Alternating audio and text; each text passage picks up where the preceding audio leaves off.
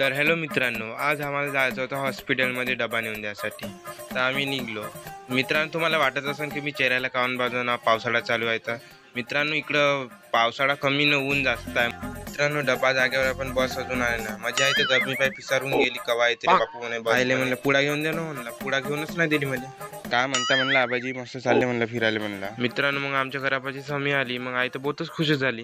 12:35 झाले तेव्हा कुठं बस आली. मग नंतर मग आम्ही त्या साईडने गेलो, बस थांबते म्हणून. मग पाहतो मित्रांनो दुसरी एक बस आली. मित्रांनो, मग आम्ही नंतर बसमध्ये बसलो. मग पाहतो तर हा बापू काय का झाकून पाहत होता बाहेर. कंडक्टर तिकीट काढणं भुलून गेला आमची. मित्रांनो, मस्त अंकलेश्वर गेटवर फवारेवाला शावर लागून होता आंघोळ करायचा. म्हणलं जाऊ दे म्हणलं, साबण आणलो नाही तर इथं धुवून टाकत होतो. आम्ही मग हॉस्पिटलमध्ये पोहोचलो. मग आईनं बापूला पाहिलं. मग बाहेर आलो मित्रांनो, नारळ घेतला. मग चंद्रपूरचं तुम्ही पाहूनच घ्या ट्रॅफिक किती आहे. त्यानंतर आम्ही बेकर ब्लिक्स मध्ये आलो नाश्ता करायसाठी. भूक लागली तर मी ढोकला घेतला खायसाठी. काकाजीच्या टाकला